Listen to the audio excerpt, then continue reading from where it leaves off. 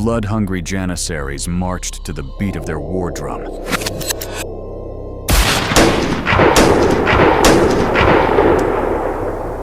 From the battlefields of Europe to the palaces of Constantinople, their loyalty forged in blood, their rebellion etched in history. For centuries, they were the iron fist of the Sultan, the storm that shattered kingdoms, the shadow that haunted Christendom. To face them on the battlefield was to stare into the eyes of death itself. Yet in the end, the terror they unleashed upon Europe was nothing compared to the terror they would bring upon their own empire.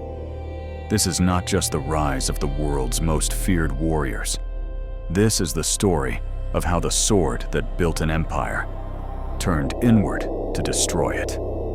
Istanbul, June 15th, 1826. The city wakes not to birdsong nor to prayer, but to thunder. Not from the heavens, but from cannons. Smoke coils through the narrow streets. Fire devours wooden homes, and the sound of steel echoes in the heart of the Ottoman capital. Inside the Atmaydana barracks, the once proud Janissaries gather in defiance. They have risen against their Sultan, certain that no force could ever crush them. For centuries, they had toppled kings, dethroned sultans, and terrorized Europe. But this morning, it is their own empire that has come to end them. Sultan Mahmud II, resolute and unyielding, has ordered their annihilation. The artillery roars, stone walls shatter, barracks collapse in fire and fury. Thousands of Janissaries fall where they stand, consumed by the very empire they once built. By nightfall, the streets of Istanbul run red with the blood of men who once called themselves invincible. For 500 years, they were the storm. But on this day, they become the ash.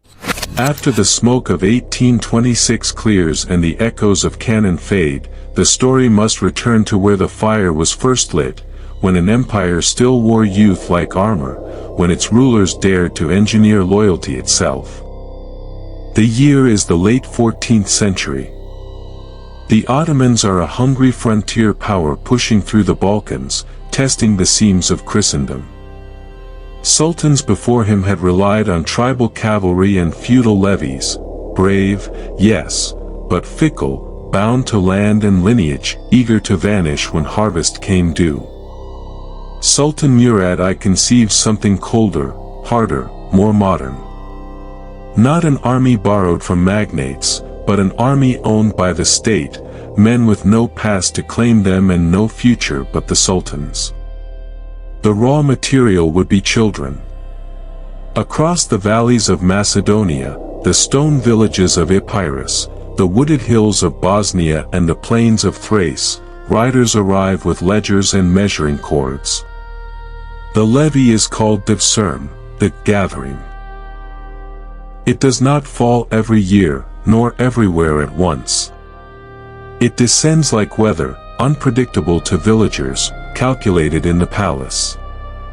Officials line the boys in the square, teeth checked, chests measured, backs straightened, rejecting the too young, the too old, the sole sons, the obviously sick. The chosen are marked not by their fathers' names but by the shape of their shoulders and the obedience in their eyes. Mothers grip shawls until their knuckles whiten. Fathers bargain with saints they barely believe in. The boys are given new names. Ali replaces Alexandros, Mehmet covers Milos, Hassan stands where once stood Risto.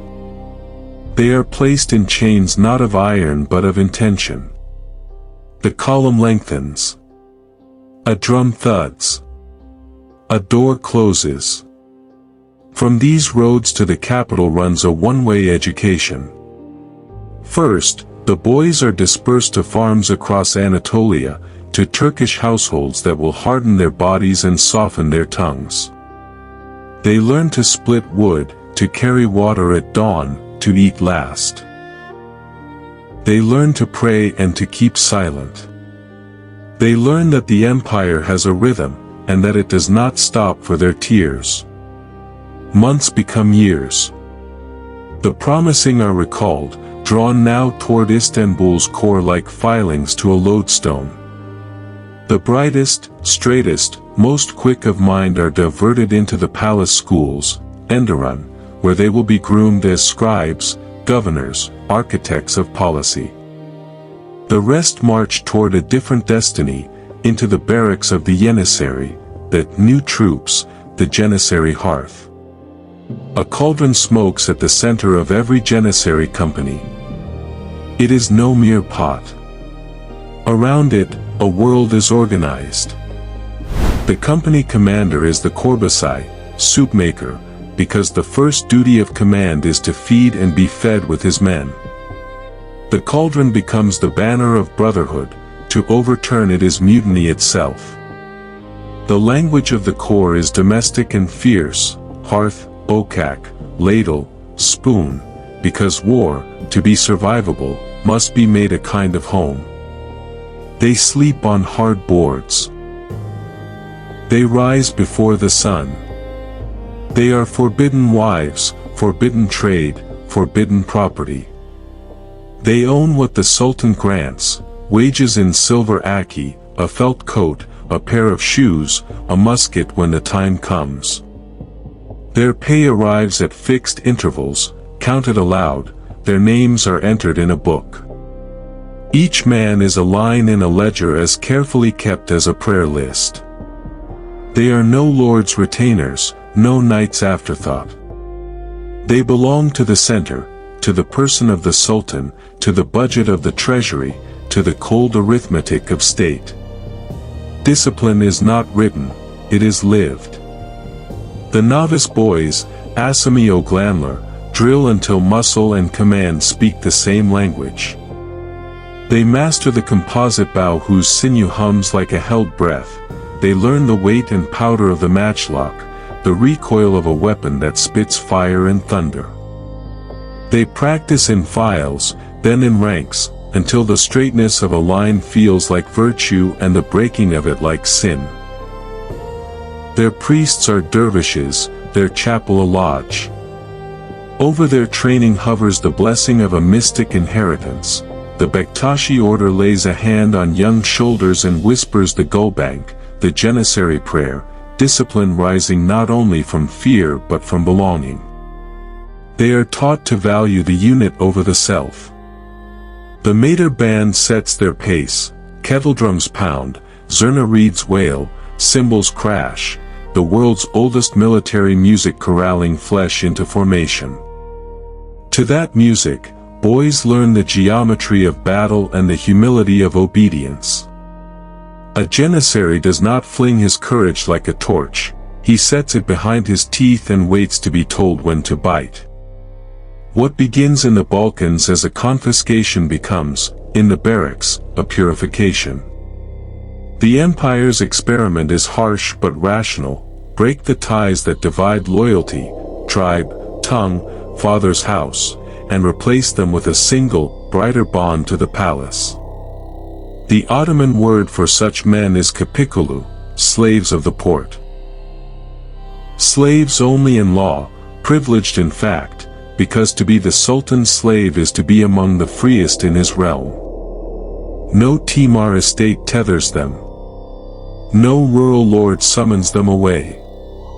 When the drum beats, they are already assembled. On cold mornings the mess steams with meat and grain. Wooden spoons scrape in unison. Silence is thick, broken only by orders, by prayer, by the sharp clack of cleaning a matchlock serpentine. A boy who once looked back down a village lane now looks only to his file leader's heel. The past thins to a memory he cannot trust.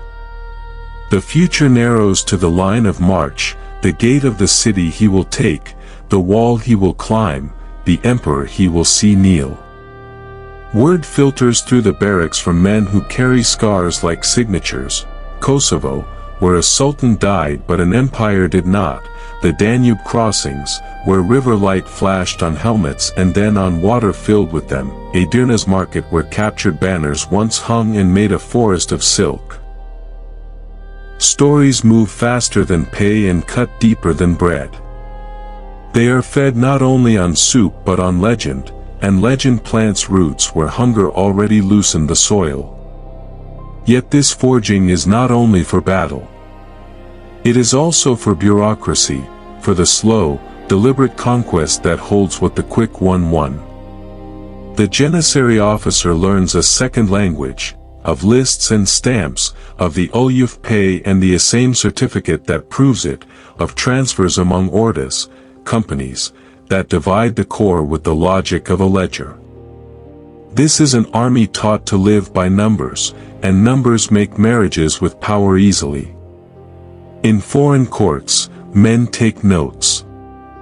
An ambassador from Habsburg lands, sharp-eyed, unshocked by cold, writes home astonished that here, in the East they despise, the poorest boy can rise by merit and the nobleman's son without capacity is left to polish a gate. A Christian captive turned soldier sets down, years later, the taste of the levy and the harder flavor of belonging. How the barracks first felt like a cage and then like a country. Greek chroniclers grieve what is taken, Ottoman scribes praise what is made. Between them lies the truth, a machine that feeds on childhood and yields, with terrible efficiency, men. They take the oath. It is not flowery. It binds action to command, hand to standard, heart to hearth. To betray the okak is to invite a punishment that arrives without conversation. A boy who strays is shamed, then caned, then gone. A company that falters eats last and drills first. A unit that shines walks in the Sultan's sight on festival days, its ranks straight as minarets, its faces expressionless as coins. And so the corps acquires a character, restrained in peace, ruthless in war, proud in the manner of men who have been taught to see pride as duty's shadow. They wear felt caps with a trailing sleeve of cloth, a vestige of captured Byzantine headgear turned into a badge of office. They carry standards tipped with horsetails and Quranic verses. Their camp order is so strict that even enemies record it with a grudging respect, admitting that no army they have seen can break camp faster, march straighter, deploy with greater certainty under fire. When winter swallows the passes, the barracks becomes a school of memory. Names are recited like rosaries, Murad, Bayezid, Mehmed, and with each name an expectation. You will go where we went. You will do what we did. You will not shame the hearth. So the social experiment deepens, the levy that stole children returns to society a new creature, rootless, yes, but planted firmly in the empire's center of gravity. The genius of it is terrible in its simplicity. Feudal Europe depends on the goodwill of men with castles, the Ottomans depend on the pay and pride of men with barracks. Feudal Europe brands courage with heraldic beasts. The Ottomans brand it with a spoon on a belt, a cauldron in a courtyard, a prayer whispered in unison. Feudal Europe struggles to keep its armies together after the first frost. The Ottomans keep theirs together because winter only tightens the knot. The transformation is not mystical. It is method. It is diet, drill, devotion. It is punishment meted out with an even hand and rewards that arrive on time. It is the absence of choice reframed as the presence of purpose. It is a boy instructed to count his breaths between orders and to spend none on doubt. By the time they take the field in the Sultan's presence, they no longer march like villagers driven by fear, they march like a consequence. When the mater roars and the kettledrums beat beneath banners heavy with script, the front rank does not glance back. The second rank does not think about the village square. The third rank does not remember its first name. In the ledger of empire, this is an investment. The returns are paid in sieges that collapse on schedule, in cavalry that charges and breaks and then breaks again upon a wall of men who do not move. They are paid in kings who drown at river crossings, in gates that open at dawn to find a file of men already inside the city and already forming a new gate where the old one lay in pieces. The world begins to talk of them as if they were not men at all but an element, storm, shadow, iron. That is by design. It is easier to make an empire if your enemies believe they are fighting weather. And yet, even here, the seeds of contradiction are planted. The boy taken from his father learns to call the barracks his family, and families, over time, ask for comfort. The core averted from land and property begins to notice the market beyond the gate. The pay that arrives on time acquires a tradable certificate, the spoon on the belt gathers a little private silver. In success lies the first warm breeze that makes iron try to remember it was once ore. But that is still far off. In these beginnings the line holds, the oath is clean, the cauldron upright. The Ottoman state has done what Europe has not yet imagined possible. It has manufactured a class of soldiers whose fiercest allegiance is to a ledger and a throne. In an age of banners and boasts, it has birthed an army of silence. From village square to palace gate, from farmstead winters to barracks dawns, the experiment has worked. When the Sultan points, these men will move. When he is absent, they will stand as if his finger still marks the air. They are ready to be sent where the empire's future will be decided. The maps on the divan table show a line of cities that have outlived empires. The Janissary line will meet the walls of one of them and teach the world a new word for inevitability. Before the iron fist closes on the greatest city of Christendom, the world will hear their drums. The Janissaries had been forged in silence, drilled in barracks, hardened by discipline and stripped of the past. But a sword is not proven in its forging. It is proven in blood. And soon, the empire would give them a stage large enough to carve their name into history. It is the summer of 1389. The place, the wide plains of Kosovo Palj. The Ottoman host stretches across the field, banners snapping in the wind, drums pounding. Facing them is the army of Prince Lazar of Serbia, knights, cavalry, men fighting not only for land but for Christendom itself. The battle begins in chaos, dust rising like smoke over horse and man. Cavalry charges thunder forward, armored riders smashing into Ottoman ranks. But at the center, the Janissaries hold. They do not break, they do not scatter. Their discipline is the difference between collapse and survival. By day's end, Sultan Murad lies slain, stabbed by a Serbian knight who forced his way through the lines. Yet the Ottoman army does not fall apart. The Janissaries steady the field, and victory is claimed.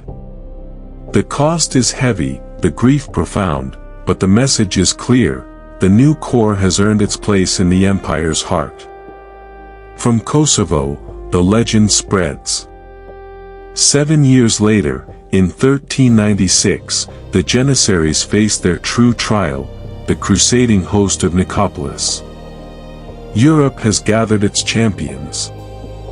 French and Burgundian knights, proud and resplendent in steel, join the Hungarians and Germans. Chroniclers say the banners of Christendom darkened the horizon. The Crusaders believed they faced rabble, an eastern horde of farmers and irregulars. They expected a swift and glorious victory. But when their knights charged headlong, confident of shattering the Ottoman lines, they met the steady wall of the Janissaries. Arrows darken the sky. Spears bite into horseflesh. Discipline meets pride. And pride breaks first. The knights, uncoordinated, arrogant, weighed down by armor, find themselves trapped. The Janissaries press forward in ordered ranks, cutting them down in swathes. Panic spreads. The field becomes a butcher's ground. By nightfall, the flower of European chivalry lies dead or captured. The news of Nicopolis spreads across Europe like a plague. Chroniclers speak of rivers choked with corpses, of nobles sold into captivity, of Christendom humiliated. And one name is spoken with fear, Janissary. From this moment on, the legend is sealed. To face the Janissaries was to face the inevitable, to face a soldier who feared nothing because his life belonged not to himself, but to the Sultan. In monasteries from Paris to Krakow, knights mutter their prayers more carefully. In royal courts, kings begin to whisper of the Ottoman menace.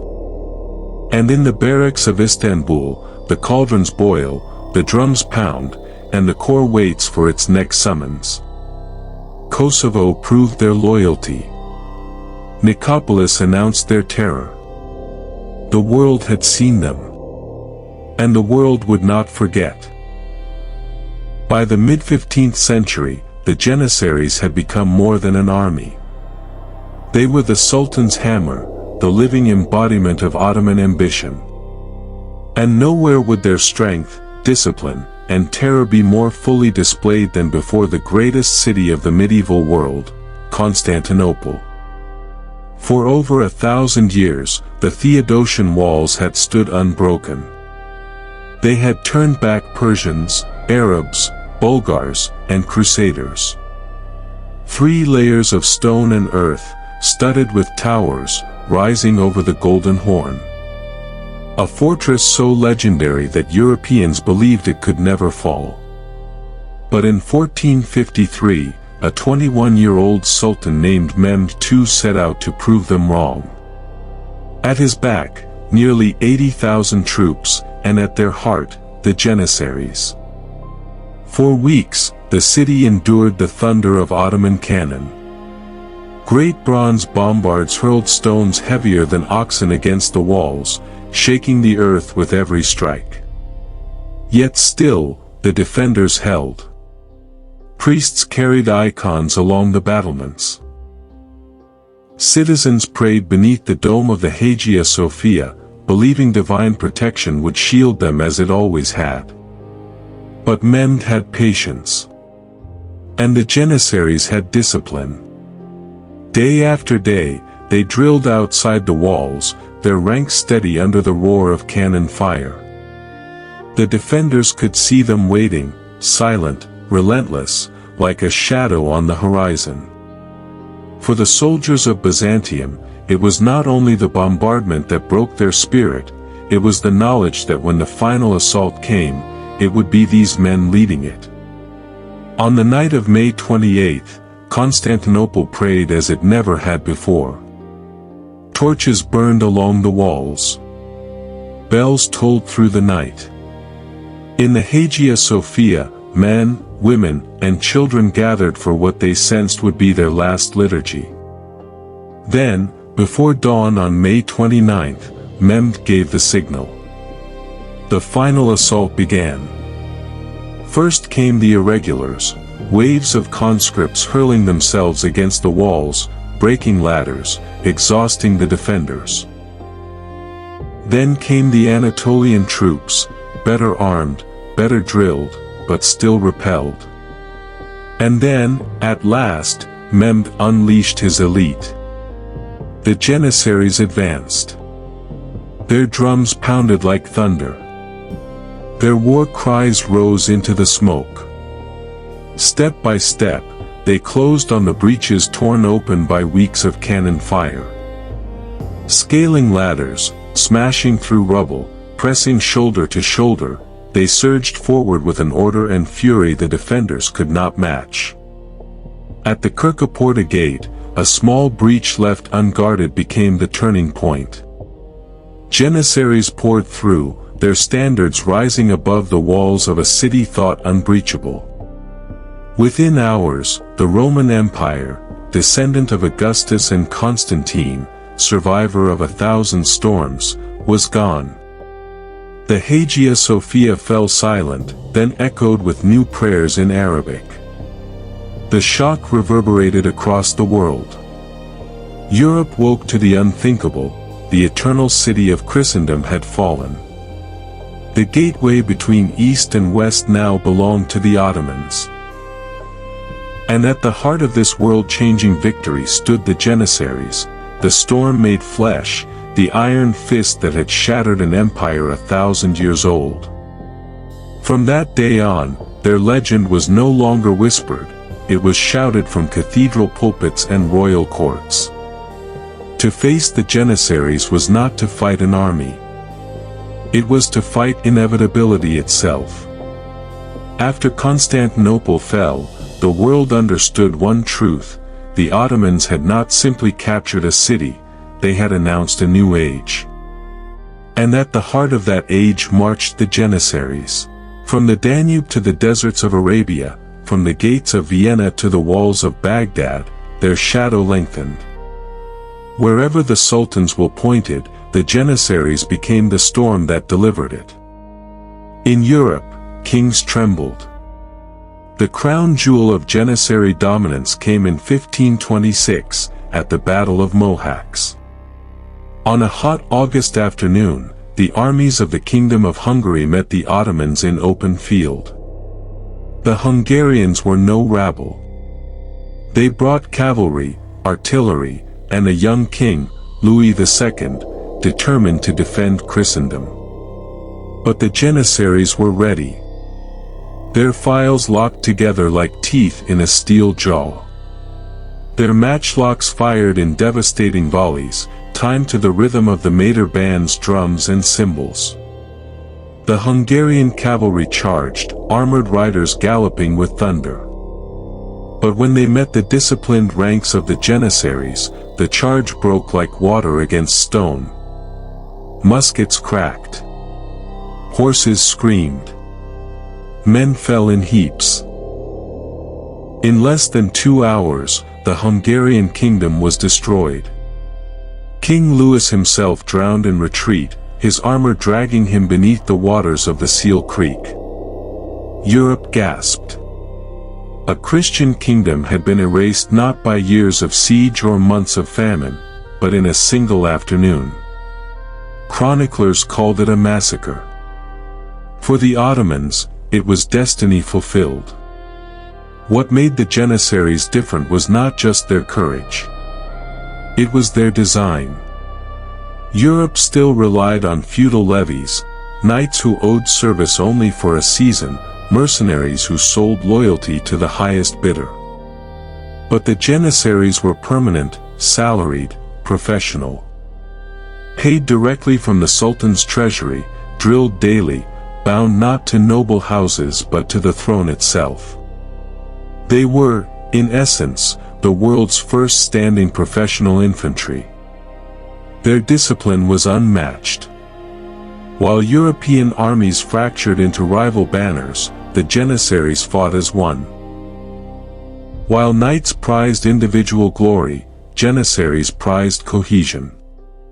Their strength was not in the sword arm of one nobleman, but in the wall of muskets fired in unison, in the silent advance of men who moved like a single organism. From Mohacs onward, their reputation was terror.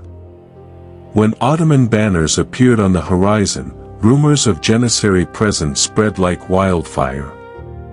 Villages emptied. Lords fled to castles. Priests warned their flocks, to be captured alive by the Janissaries was to be lost forever. In royal courts, kings debated not how to defeat them, but how to survive them. Letters from European ambassadors speak of awe and dread. The mere sight of a Janissary regiment drilling in Istanbul, spears glittering, muskets raised in rhythm, was enough to silence the boldest tongue. They were not seen as men alone. They were seen as a machine, unyielding, relentless, inevitable. For a century after Constantinople, their victories came so swiftly, so decisively, that Europe lived under a shadow. A shadow cast not only by the crescent of the Ottomans, but by the iron files of the Janissaries, marching ever forward. But shadows lengthen, and even the brightest flame leaves ash. The Janissaries had reached their zenith. Ahead lay not only more triumphs, but the first hints of corruption, privilege, and the slow turning of the blade inward. At their height, the Janissaries were not just the Sultan's weapon, they were his creation, his shield, his storm. But history teaches us that power rarely stays where it is placed. And soon, the sword that once defended the empire began to turn toward the throne itself. Once, their discipline was their pride. They ate from the same cauldron, lived in the same barracks, obeyed orders with a silence that unnerved Europe. They were forbidden to marry, to own property, to run businesses. Their entire existence was meant to belong to the Sultan. But as the empire grew rich, temptation seeped through the cracks of discipline. By the late 16th century, rules began to bend. Janissaries took wives, opened shops, ran taverns, bought homes in Istanbul's winding streets. Barracks became less like monasteries of war and more like guild halls of privilege. The core, once a crucible of obedience, became a society within the empire, a society with its own interests, jealous of its power. Their numbers swelled, too. What had begun as an elite brotherhood of perhaps 10,000 grew into tens of thousands. Registers filled with names of men who never trained, never fought, yet drew the pay of Janissaries. Sons inherited their fathers' positions, an unimaginable betrayal of the Devshirme principle. Where once Christian boys had been torn from their homes to be remade, now Istanbul's streets filled with men who called themselves Janissaries but lived as merchants, traders, and landlords. And with wealth came ambition. The Janissaries discovered their strength was not only on the battlefield, but in the palace. When wages were late, they rioted. When viziers displeased them, they dragged them through the streets. When a sultan tried to reform them, they threatened his throne. Between the 16th and 17th centuries, Istanbul trembled not at the sound of foreign cannon, but at the fury of its own army. Sultans learned to fear their own guards. Some were dethroned. Some were strangled in the palace. In the divan, whispers grew, the Sultan is no longer master of the Janissaries. The Janissaries are masters of the Sultan. No longer were they the ascetic core who lived only for discipline. They had become kingmakers, a political faction as much as a military one. Viziers bought their loyalty with bribes. Merchants courted their protection.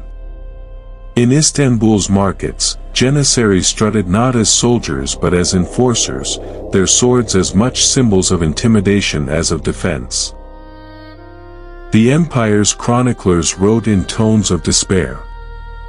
One lamented, "They who were once the pride of the state are now its oppressors. They who once obeyed are now the masters. Their hearth is no longer sacred, it is polluted by greed."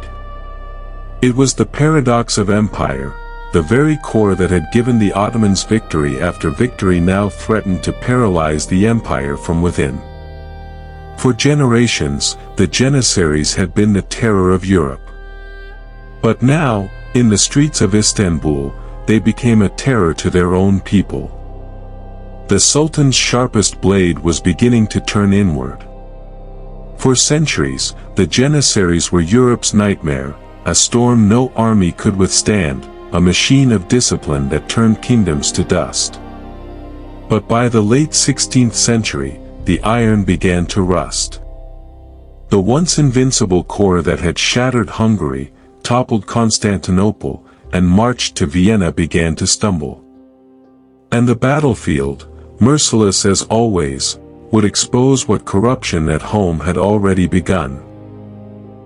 Lepanto, 1571. The first great crack appeared on the waves. In October 1571, off the coast of Greece, the Ottoman fleet met the Holy League at Lepanto. It was one of the largest naval battles the world had ever seen, more than 400 ships, tens of thousands of men.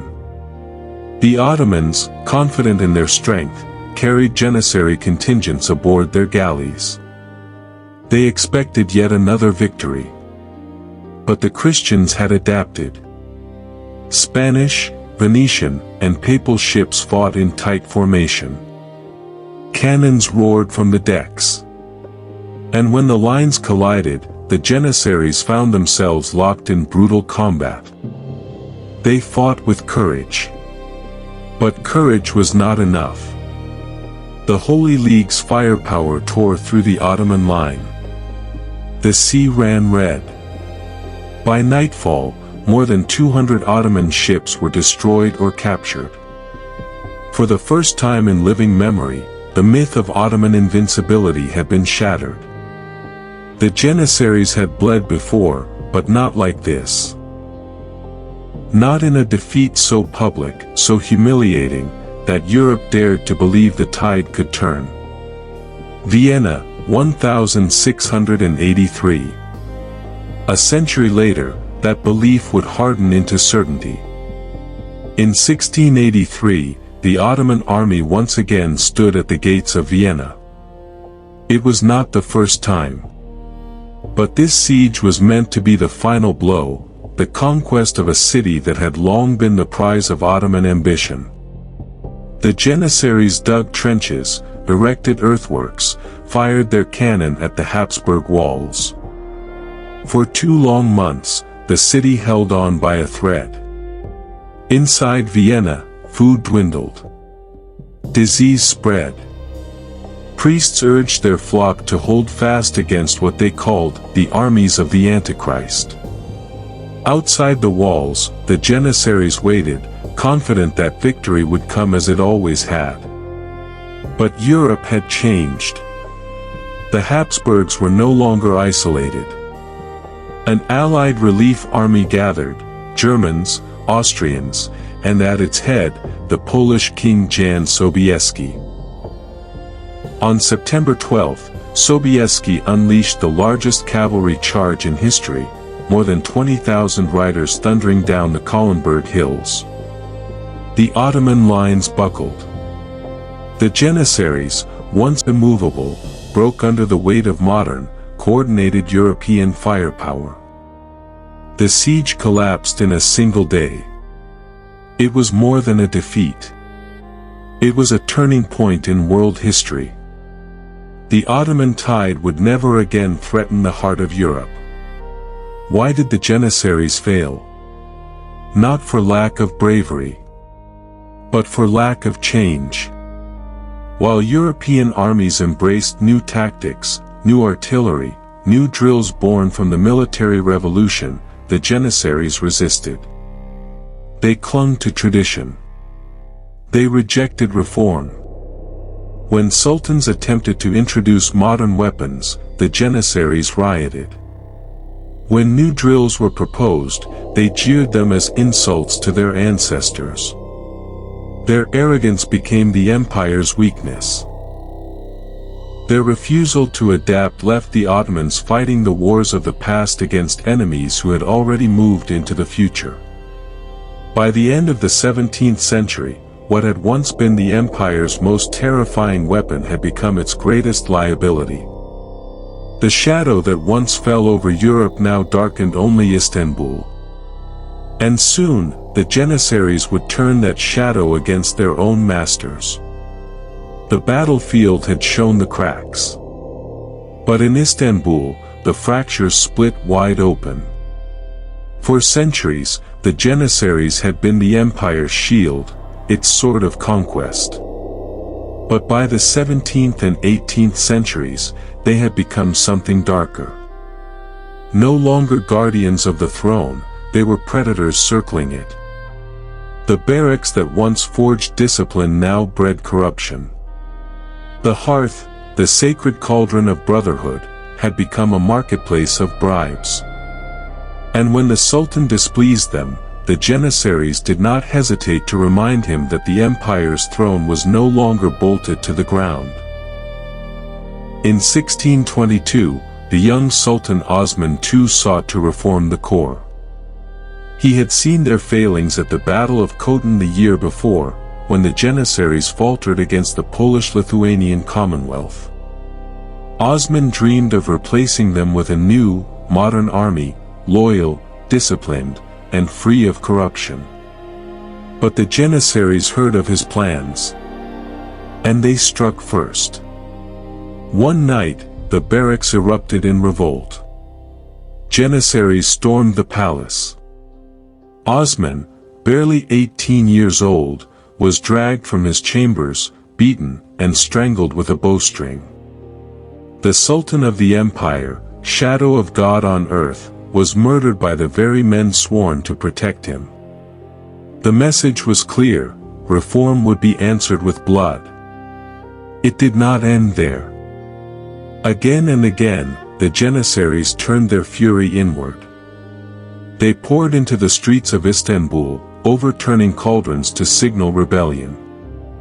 They looted shops, set fires, toppled viziers from power. Sultans came to fear their own soldiers more than any foreign enemy. Some were reduced to trembling before their core, forced to pay bribes just to keep their thrones. Others were deposed outright, strangled in the palace, their bodies left as warnings. One Ottoman chronicler, aghast, wrote, "The army once raised to guard the house of Osman has now become the ruin of the house of Osman. Their swords no longer point outward, they are drawn against the city itself." The people of Istanbul lived under their shadow. Markets could be burned on a whim. Grand viziers, men who commanded provinces, could be cut down in the streets if they lost Janissary favor. Whole neighborhoods were forced to pay protection money to men who once marched with honor. What had once been Europe's terror was now the empire's curse. The irony was cruel. The core that had broken Christendom's walls now broke their own empire's spine. The Sultan's sharpest blade, dulled by greed, now turned inward, slashing wildly at the very hand that had forged it. And yet, the Janissaries believed themselves untouchable. For centuries, they had toppled thrones and survived. Who could challenge them now? But as the empire withered, a sultan would rise who would no longer bow. A sultan who would gamble everything on destroying the monster his ancestors had created. For centuries, the Janissaries had ruled by fear, terrorizing not only Europe but their own empire. They had toppled sultans, strangled viziers, looted the capital, and set fire to reform itself. They had survived every attempt to tame them. But in 1826, a sultan rose who would no longer bend. Mahmud II. Mahmud had watched his predecessors humiliated, bullied by their own army. He had seen reform strangled in the cradle, new ideas crushed beneath the Janissaries' boot. He knew the empire could not survive unless the core was destroyed. And he was willing to pay for that survival in blood. That spring, Mahmud unveiled a new modern core.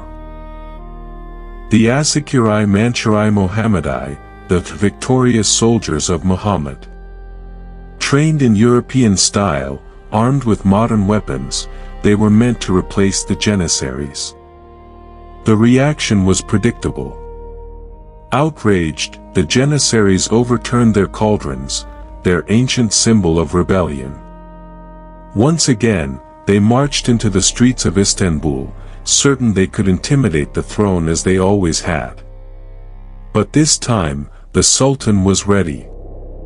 On June 15, 1826, the Janissaries poured into the At-Midani Square, rallying at their barracks, shouting for blood. From the palace, Mahmud gave the order. The mosques proclaimed holy war against the rebels. The streets filled with loyal troops and artillerymen. And then, cannons roared. The At-Midani barracks shuddered under the bombardment. Walls split, roofs caved, fires erupted. Janissaries scrambled, desperate to fight back, but the Sultan's artillery showed no mercy. Shot after shot tore through the barracks, shredding men who once called themselves invincible. By nightfall, the square was a charnel ground. Thousands of Janissaries lay dead, burned, crushed, or cut down as they tried to flee. Those who survived were hunted through the city, executed without trial, or exiled to distant provinces where none would remember their names. The core was not reformed. It was erased. In Ottoman chronicles, the day was recorded as the Auspicious Incident. For the palace, it was a moment of salvation, the empire freed from the stranglehold of its own soldiers. But for the streets of Istanbul, it was also a day of terror. The smoke hung heavy. Families wept for sons and fathers who had once been the empire's pride. The cauldron of the Janissaries, the symbol of their brotherhood, was toppled and shattered. After nearly 500 years, the sword that had carved the empire's greatest victories was gone, by the hand of the empire itself. The Janissaries had been Europe's nightmare, then the Sultan's curse. And in the end, their arrogance wrote their death sentence. The empire they had built could no longer survive them. And so, it destroyed them. For nearly 5 centuries, the Janissaries were the beating heart of the Ottoman Empire.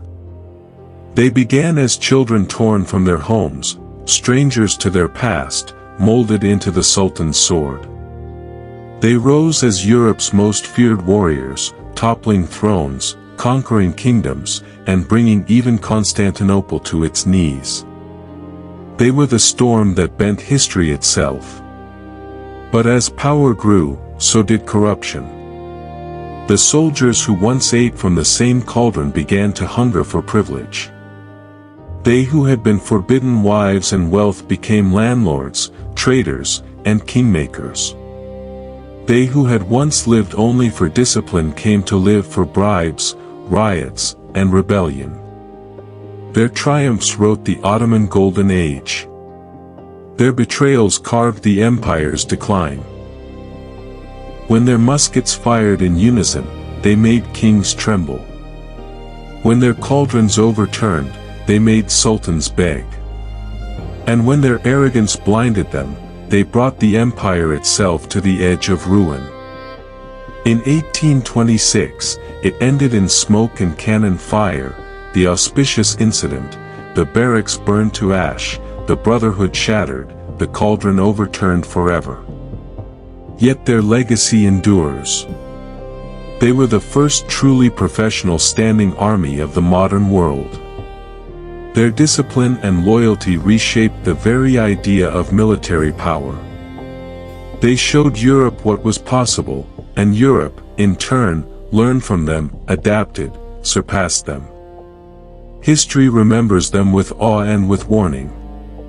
The Janissaries were the sharpest blade the Ottomans ever forged. But even the sharpest blade, when turned inward, brings only ruin. They were glory. They were terror. They were betrayal. They were the Janissaries.